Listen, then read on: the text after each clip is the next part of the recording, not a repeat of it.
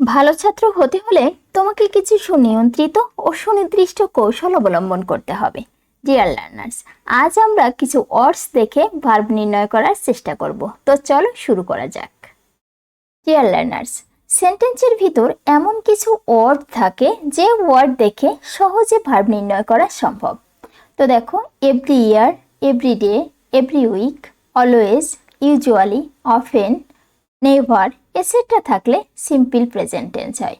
অর্থাৎ কোনো সেন্টেন্সের ভিতর এই ওয়ার্ডসগুলোর যে কোনো একটি যদি সেন্টেন্সে থাকে তাহলে অবশ্যই সেটি সিম্পল প্রেজেন্ট টেন্সে হবে। তো এক্সাম্পল দেখো, I took a glass of milk every day. এই সেন্টেন্সের শেষে এভরিডে রয়েছে।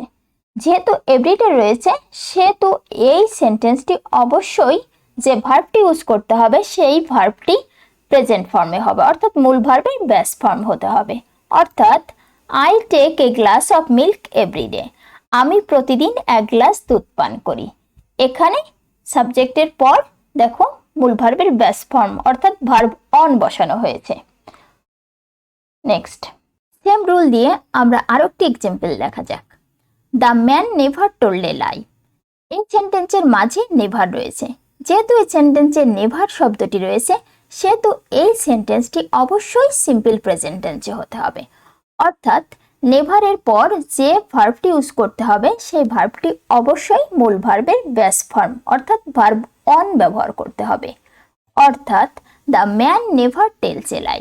এখানে the man third person singular number, সেহেতু এই ভার্ব টেলের সঙ্গে একটি এজ বসানো হয়েছে। অর্থাৎ the man never tells a lie, লোকটি কখনো মিথ্যা বলে না। নেক্সট, কোনো সেন্টেন্সে at present, at this time, at this moment, now, right now etcetera থাকলে প্রেজেন্ট কন্টিনিউয়াস টেন্স হয়।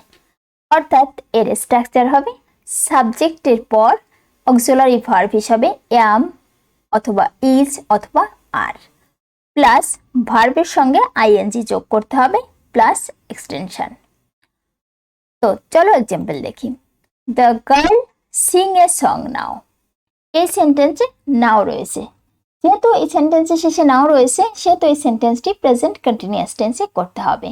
অর্থাৎ সাবজেক্ট অনুসারে তোমাকে অ্যাম, ইজ, আর এর যে কোনো একটি নিতে হবে এবং এরপর যে মূল ভার্বের বেস ফর্মের সাথে আইএনজি যুক্ত করতে হবে। অর্থাৎ the girl is singing a song now, মেয়েটি এখন গান গাইছে। এখানে দেখো দ্য গার্ল এরপর ইজ ব্যবহার করা হয়েছে এবং সিং মূল ভার্বের যে বেস ফর্ম তার সঙ্গে আইএনজি যুক্ত করা হয়েছে। ডিয়ার লার্নার্স, এই যে ওয়ার্ডসগুলো রয়েছে সেই ওয়ার্ডসগুলো তোমাকে কেয়ারফুলি মনে রাখতে হবে।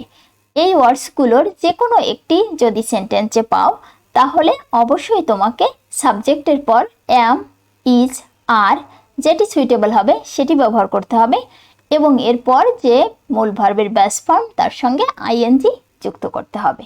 Next, dear learners, same rule দিয়ে আরো একটি এক্সাম্পল দেখা যাক।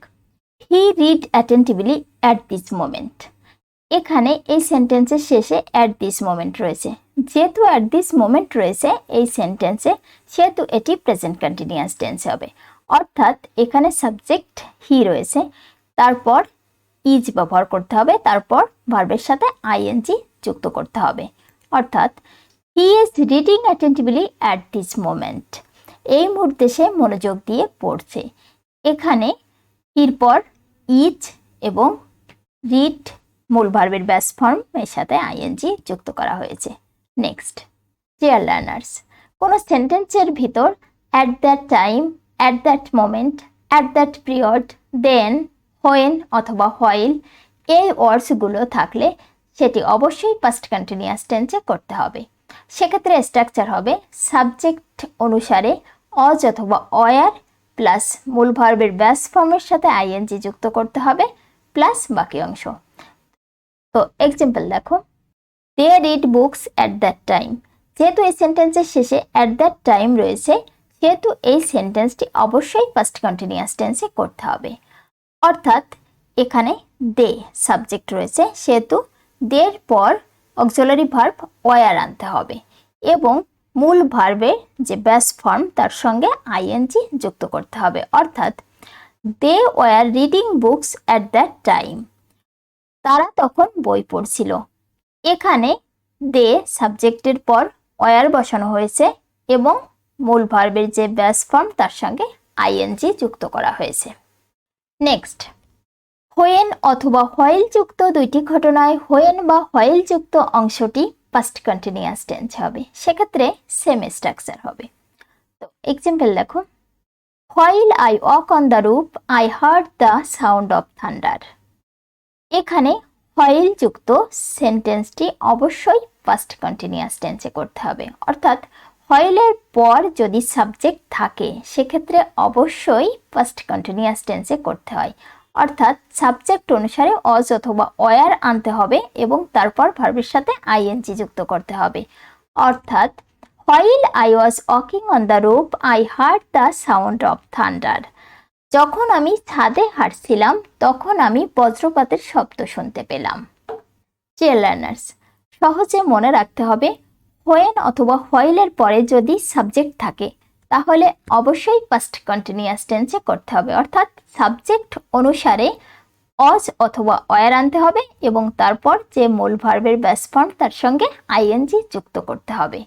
নেক্সট, কোনো সেন্টেন্সে just, just now, already, yet, ever, recently, lately etcetera থাকলে প্রেজেন্ট পারফেক্ট টেন্স হয়।